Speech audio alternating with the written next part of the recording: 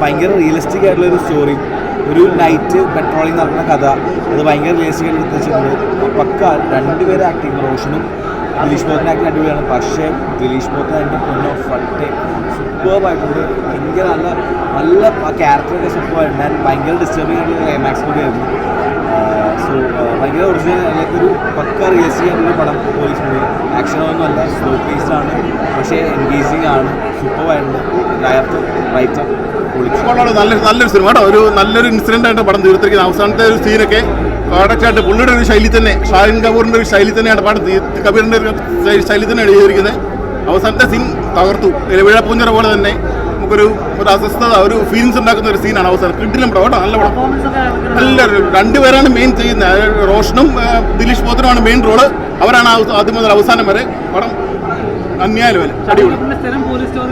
അതായത് പോലീസ് സ്റ്റോറിയാണ് ചെയ്തിരിക്കുന്നത്. പോലീസിന്റെ നമ്മളറിയാത്ത കുറേ കഥകൾ, ഉള്ളേർ കഥകളാണ് കാണിക്കുന്നത്. നല്ലപോലെ പടം തീർത്തുണ്ട്. അവസാനത്തെ ക്ലൈമാക്സ് അടിപൊളി. ഒരു സീരീസ് ഓഫ് ഇവൻസ് ആണ്. പോലീസിന് ഇതുപോലെ ഡോക്യുമെന്റ് ചെയ്തിട്ടുള്ള ഒരു ഫിലിം മേക്കർ, റൈറ്റർ, ഡയറക്ടർ ലോകത്തുണ്ടാവുമെന്ന് എനിക്ക് തോന്നുന്നില്ല. അത്ര ഉഗ്ര സിനിമയാണ്. നമുക്ക് കേരള പോലീസിനോട് ഭയങ്കര റെസ്പെക്ട് തോന്നുന്നു ഈ സിനിമ കാണുമ്പോൾ. സൂപ്പറാണ്. ആ പടം കൊണ്ടുപോയ രീതി എങ്ങനെയാണെന്ന് നിങ്ങൾക്കൊന്നും പറഞ്ഞു തരാൻ പറ്റില്ല. നിങ്ങൾ കാണണം ആ മൂവി. ഷാഹി കബീറിൻ്റെ 5ാമത്തെ ഒരു പടം, അത് ഗംഭീരമായിരിക്കുന്നത്. സ്ക്രിപ്റ്റായാലും എന്തായാലും വല്ലാത്തൊരു മൂഡിലാണ് ആ പടം കൊണ്ടുവന്നത്. ഓരോ നിമിഷങ്ങളിലും ഒരാൾക്ക് ഗംഭീര മൂവി, ഇമോഷനാണ്, ഭയങ്കര ടച്ചിങ് ആണ്, ഹാർഡായിട്ടുള്ള കാര്യങ്ങളുണ്ട്, എല്ലാം ഉണ്ട്. നല്ല ഗംഭീരമാണ് ആ പടം. എല്ലാവരും ഇപ്പോൾ കാണണം, എന്നാലും നിങ്ങൾ പടത്തെക്കുറിച്ച് മനസ്സിലാക്കണം. ഗംഭീരമാണ്. എനിക്ക് പറയാനുള്ളത് ഒരു ത്രില്ലർ സ്വഭാവമായി. ത്രില്ലറല്ല, ഒരു റിയലിസ്റ്റിക് ഒരു എമോഷനാണ് കൂടുതൽ പ്രാധാന്യം. ഒരു പോലീസുകാരുടെ എമോഷൻ എന്ന് പറയുന്നതിനാണ് ഇതിനകത്ത് ഇമ്പോർട്ടൻസ്. അല്ല, സ്ഥിരം പോലീസ് സ്റ്റോറിയല്ല. ഷാഹിയുടെ ഓരോ പോലീസ് സ്റ്റോറിയും ഓരോ തരമാണ്, ഓരോ ഈ വൈവിധ്യമാർന്ന കഥകളാണ് ഷാഹിയുടെ എല്ലാം. ഇതിനും വേറൊരു ടൈപ്പ് സ്റ്റോറിയാണ്. പക്ഷേ പോലീസുകാരുടെ എമോഷൻ തന്നെയാണ് ഇതിനകത്ത് പറയുന്നത്. നമുക്കറിയാം ഷാഹി കപൂറിൻ്റെ പോലീസ് സ്റ്റോറികൾ അദ്ദേഹം ഡയറക്റ്റ് ചെയ്ത സിനിമ വിഴപ്പൂഞ്ചിറ പോലീസ് സ്റ്റോറിയാണ്.